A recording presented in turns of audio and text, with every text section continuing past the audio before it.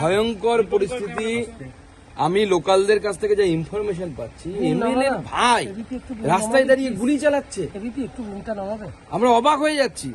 মুর্শিদাবাদের দুই জায়গা, অর্থাৎ শামশেরগঞ্জ আর আপনার তার সাথে সাথে সুতি, তাদের এমএলএর ভাই গুলি চালাচ্ছে।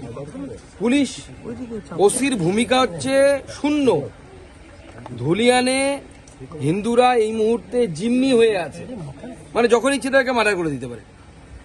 এবং যেভাবে সাম্প্রদায়িক পরিবেশ ছড়ানোর চেষ্টা করা হচ্ছে পশ্চিমবঙ্গের সমস্ত বর্ডারিং ডিস্ট্রিক্ট, অবশ্যই কেন্দ্র সরকারের হাতে তুলে দেওয়া উচিত, না হলে এদের সামলানো যাবে না।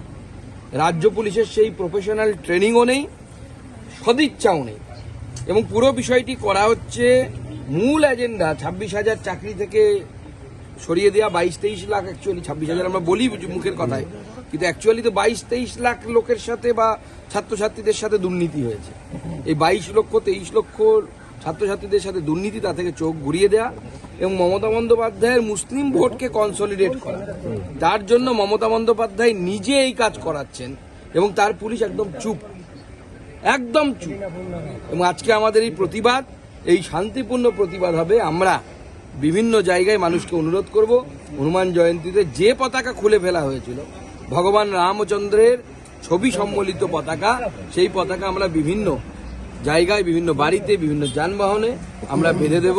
মানুষকে অনুরোধ করব, হাত জোর করে বলবো, এবং আমার বিশ্বাস মানুষ এইভাবেই প্রতিবাদ জানাবে। সুকান্তদা, একটা বিষয় করে রাজ্যের দুটো বা একাধিক জেলাতে আলাদা করে কি রাষ্ট্রপতি শাসন বা তার অনুরূপ শাসন? দেখুন, ওরকম তো প্রভিশন সংবিধানে নেই, কিন্তু এটা ঠিক। এই দেশকে যদি বাঁচাতে হয় বা পশ্চিমবঙ্গকে যদি বাঁচাতে হয়, কারণ পশ্চিমবঙ্গের সাথে গোটা দেশের স্বার্থ জড়িত আছে, মমতা বন্দ্যোপাধ্যায় পশ্চিমবঙ্গকে বাংলাদেশের মতো তৈরি করে ফেলেছেন কিছু কিছু অংশে, মুর্শিদাবাদ, মালদায়। এখন এটাকে যদি আমাদেরকে ঠিক করতে হয়, অবশ্যই আউট অফ দ্য ওয়ে গিয়ে কিছু করতে হবে। কিন্তু এইভাবে যদি চলতে থাকে, পশ্চিমবঙ্গের অন্যান্য জায়গার পরিস্থিতি কিন্তু খারাপ হবে। আমরা দেখেছি যে গত কয়েকদিন আগে অন্য ধর্ম সম্প্রদায়ের উপর কিছু মানুষ পতাকা লাগিয়ে দিয়েছে। আমরা তার পক্ষপাতী নই, আমরা পরিষ্কার করে বলতে চাই। আমরা চাই না কাউকে জোর করে এই ভালোবাসার পতাকা, এই শ্রদ্ধার পতাকা লাগানো। কিন্তু হিন্দুরা যদি, অনেক জায়গায় তো আছে, যে জায়গায় ঘটনা ঘটেছিল এখানে হিন্দুদের শক্তি আছে, তারা যদি রাস্তায় নামে যে ওখানে পেটাচ্ছি আমরা এখানে পেটাবো, গোটা পশ্চিমবঙ্গটা অশান্ত হয়ে উঠবে। সেজন্য যারা এই খেলা খেলছেন, সিদ্দিকুল্লাহ চৌধুরীর মতো বাদরগুলো, যাদের মন্ত্রী হওয়ার বিন্দুমাত্র যোগ্যতা নেই, যারা বলছে আগে জেলাগুলোকে টাইট দিব তারপরে কলকাতাকে টাইট দেব, আমাদের হাতে একদিন ছেড়ে দিক না, সিদ্দিকুল্লাহ চৌধুরী বাংলাদেশ পালিয়ে যাবে, এমন টাইট দেওয়ার ব্যবস্থা করবো। আমি গ্যারান্টি দিচ্ছি বাংলাদেশ পালিয়ে যাবে। টাইট দেয়া শেখাচ্ছে। হিন্দুরা হাজার হাজার বছর ধরে লড়াই করে এখানে আছে, তুমি কে হে টাইট দেয়ার? তুমি ভয় দেখাচ্ছ। আর মুখ্যমন্ত্রী সেটা আবার বলছে, ফোন করে দারুণ সমাবেশ হয়েছে, তাতে উৎসাহিত করছে। তার মানে কিন্তু মুখ্যমন্ত্রী তো জিন্নার কাজ করছে, সোহরাবর্দীর ভূমিকা পালন করছে মুখ্যমন্ত্রী। হিন্দুদের সুরক্ষা কোথায়?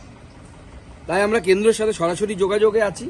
মাননীয় গৃহমন্ত্রীর সাথেও কথা হয়েছে আমার গতকাল, এবং মাননীয় গৃহমন্ত্রীও খুব মাইনিউটলি পুরো বিষয়টি দেখছেন, মাননীয় হোম মিনিস্টার দেখছেন পুরো বিষয়টি। তার অফিসের স্টাফের সাথে আজকে সকালবেলা আমার কথা হয়েছে।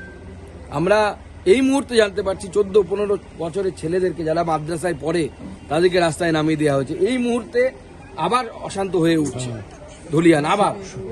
এবং আমার মনে হয় কেন্দ্রীয় হস্তক্ষেপের আমরা পক্ষপাতী নই। বিজেপি কোনো সময় 356, 355, আজ অব্দি বিজেপি একবার 356 জারি করেছে, তাও নিজের স্টেটকে ভাঙার জন্য। কোনো বিরোধীদেরকে ক্ষমতা থেকে সরানোর জন্য আমরা 356 ব্যবহার করি না, এটা আমাদের নীতিগত সিদ্ধান্ত। কিন্তু আমার মনে হচ্ছে যে ধরনের পরিস্থিতি তৈরি হচ্ছে, আগামী দিনে এই হিন্দু সমাজকে বাঁচানোর জন্য কেন্দ্রীয় হস্তক্ষেপ হয়তো অবশ্যম্ভাবী হয়ে পড়বে।